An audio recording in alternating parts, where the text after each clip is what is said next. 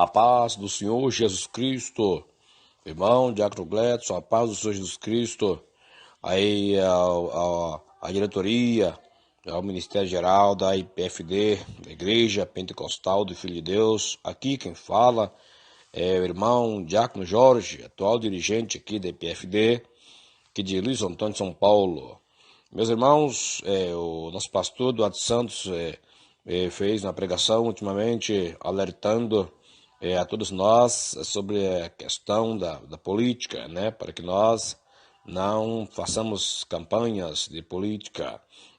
Embora, disse ele, o cristão tem o seu direito de voto, né? Mas não podemos estar envolvidos em campanhas políticas. Chegou numa hora boa, que está chegando o momento, pessoal, aí, novamente, as eleições. Meus irmãos, por que eu estou gravando esse áudio? Porque eu tive a visão no sonho, né, pela madrugada, e eu creio que é um alerta de Deus e serve para todos nós. A gente tem muito cuidado, essa questão de política, porque tem igrejas e pastores que falam que pode, que a política partidária, que não tem problema, que José governou o Egito, Daniel na Babilônia, que Davi reinou. Irmãos, pois mas tem que entender direito, né? A palavra de Deus. Entender que o reinado de Davi, Josafá e o povo de Deus era um regime teocrata, que quer dizer que teu Deus, né?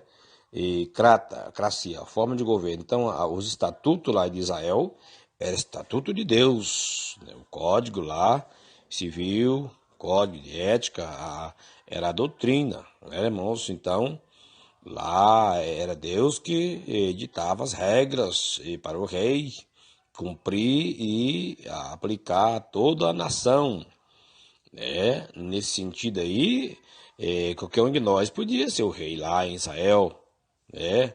Porque era um reino de Deus, era o país das leis de Deus, né?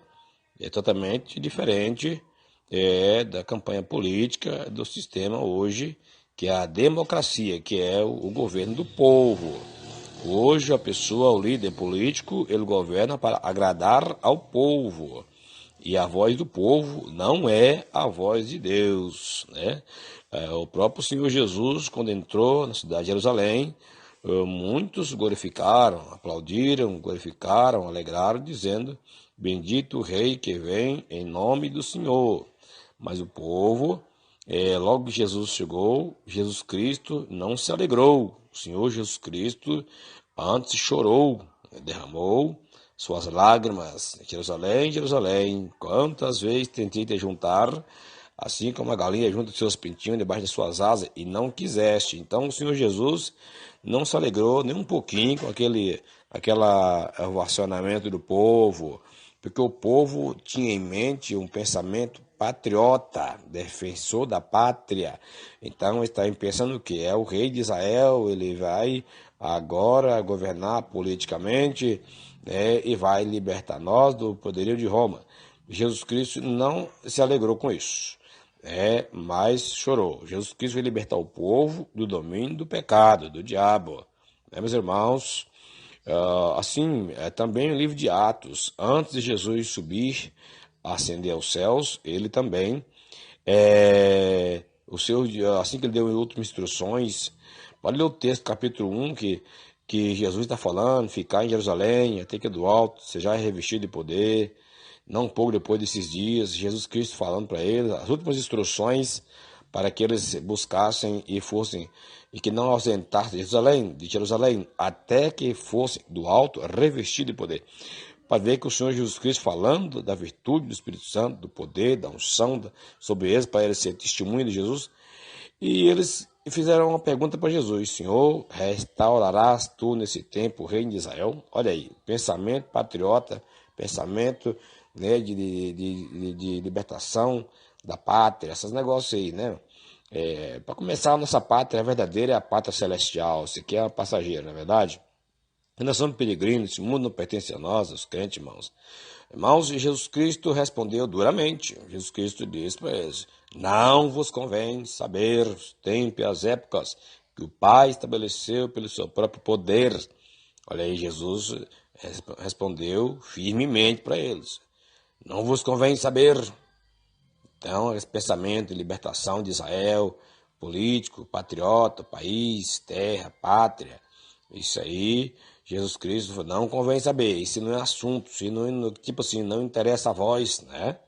O que interessa a vós é receber a virtude do Espírito Santo e serem minhas testemunhas. A palavra testemunha lá no original é martirion, né? Sereis meus martirions, quer dizer, sereis meus mártires, quer dizer, homens que chegariam ao ponto de perder a vida, morrer pela fé, pela causa do Mestre Jesus Cristo, né? Então, Jesus Cristo novamente sustentou o propósito de Deus, que é ter os seus discípulos cheios do Espírito Santo. Então, a partir daí, a gente entende que hoje o cristão, o crente, o poder que o crente tem que ter não é poder político, poder de caneta, de deputado, de presidente. Não, o poder que Jesus quer dar para o crente, para a igreja, é a virtude do Espírito Santo, né? Com o poder político da caneta, você pode até assinar, conseguir construir um hospital, mas não garante a saúde. Com o poder do Espírito Santo, em nome do Senhor, Deus pode curar a pessoa desenganada dos médicos, né? Com o poder da caneta, constrói um presídio, uma delegacia para prender os criminosos. Com o poder do Espírito Santo, consegue libertar as pessoas da prisão espiritual, né? Irmãos, bom, sem mais delongas, então o sonho que eu tive foi o seguinte: meu irmão sabe que alguns sabem que eu faço violões, eu construo aqui meus instrumentos e eu tenho um plano de crescer e futuramente ter uma fábrica e ter funcionários e quem não sonha, né? E assim, trazer emprego para a cidade, né? E que é um comércio muito bom de instrumento musical. É, bom, então eu encontrando um futuro candidato, e a gente conversando, eu pensando, melhor dizendo, encontrei com ele ali, mas assim, ele de lá ou de cá, né? Falei, quando tiver a oportunidade, vou aproximar e conversar, quem sabe ele possa me dar uma força aí, né? Porque no distrito industrial, toda a empresa tem direito, ele dá um pedacinho, uma área para construir seu barracão e montar sua empresa ali. E quem sabe ele até me ajuda com ferramentas, né? E coisa e tal, equipamentos, né? Mas que eu faço tudo artesanalmente, né? Bom, mas acabou que ele foi para lá, para cá, passou e eu de olho nele e acabou que a gente nem conversou. Se bem que eu falaria do assunto, mas sem nenhum compromisso de campanha, de política, não me mexe com isso, por causa das orientações da palavra, da normatização da igreja. Mas, mal até nisso, Deus mostrou para mim que a gente tem que cuidar com isso aí, porque eu vi na madrugada, na visão, eu acho que foi a noite seguinte, foi 2 noites seguintes, eu vi que um deputado evangélico, né, não convém falar o nome dele aqui, porque o foco aqui não é falar o nome das pessoas, o foco é alertar contra a política na igreja, né? E esse deputado evangélico, muito conhecido no Brasil, muito querido pelos evangélicos, está sempre ganhando as eleições, né? E ele se encontrava num ambiente de fazenda, roça, assim, sítio, oficinas ali, e ele estava posicionado na postura e pregando o evangelho, falando de Jesus. E eu vi que tinha uma multidão grande ouvindo ele, tinha gente espalhada ali pela retaguarda, pela direita e pela esquerda, né? E eu vi aqui como se fosse representando um povo, como se estivesse assim no ar, mas representando o povo que ouve em casa através das mídias, dos meios de comunicação. E eram milhares de pessoas, que estavam vários grupos de pessoas ouvindo ele, e estava em silêncio. E quando ele estava pregando a palavra, eu cheguei e bruscamente interrompi de frente, olhando para ele, na face dele, eu preguei e falei: irmãos, evitem esses pregadores da política, esses pastores que são políticos, essas igrejas que liberou política, televisão, divórcio, e as vaidades. Estas igrejas não são de Deus, os pregadores são pregadores enganosos.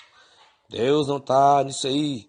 Aí quando eu pregava, eu vi que aquelas multidões que ouviam em diversos ângulos, eles começaram a glorificar Deus, como se estivesse dentro de uma igreja grande, e via várias vozes dando glória, dando aleluia. O povo se alegrou quando entrei pregando, alertando o povo para não ficar ouvindo esses pregadores políticos, entendeu, irmãos?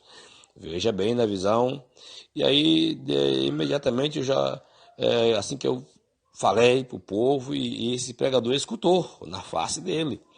Foi também uma repreensão para ele.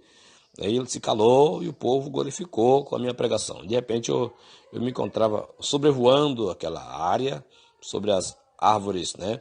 E esse pregador foi andando para frente, caminhando a pé. De repente já não estava mais sobrevoando, já estava de bicicleta. E minha bicicleta era uma bicicleta de uma marcha só, que essa marcha era uma marcha de andar rápido, uma marcha de correr, né? Não é uma marchinha levinha de subir ladeira, era uma marcha que tinha que estar embalado, senão caía da bicicleta. Mas para eu acompanhar aquele político, ele caminhava muito devagarinho, eu tinha que reduzir a velocidade, aí corria risco de cair da bicicleta, pôr os pés no chão, e eu entendi que não poderia. A minha regra ali, meu objetivo era não pôr os pés no chão, era continuar embalado na minha carreira, na velocidade. Mas porque ele andava lento e eu fui tentar acompanhar ele, eu reduzi a velocidade. E aí chegou um ponto que a bicicleta também quase parou, né, e quase encalhou, e foi difícil para pegar o embalo por causa da marcha pesada, né, até que eu consegui me distanciar daquele político, aquele deputado evangélico, que é muito conhecido aí no Brasil. E aí eu fui novamente subindo a ladeira, subindo, e retomei a posição do alto. E eu vi que lá embaixo onde ele estava e onde eu fui, tá com ele, era um vale. E eu retomei minha posição novamente, das alturas, como águia. Glória a Deus. Então, meus irmãos, esse aqui, irmão, é alerta de Deus, né? Foi para mim. Eu não quero saber de apoio político para nada. Vou falar a verdade, irmão. Mesmo que for dar um apoio, ó, vou te ajudar, assim, sem compromisso de campanha, de nada e tal. Falei, não quero saber nada disso, né? Deus alertou, porque do jeito que eu estou aqui, Deus está mostrando que eu estou sobrevoando, estou por cima, né? Nós estamos voando nas asas do Espírito, na graça, na doutrina, na palavra, na glória de Deus, na igreja, no ministério. Nós estamos por cima, estamos sobrevoando.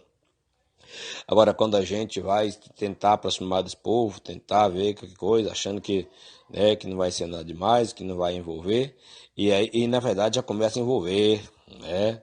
É assim que Sansão fez. Sansão achou que ele ia pegar do mel lá e não ter problema, e pegou no osso morto, quebrou o voto. Sansão pensou que ia deitar com Dalila, mas não ia revelar o poder. Quando foi descobrir, ele não tinha mais poder nenhum, né? É o engano, que é muito sutil.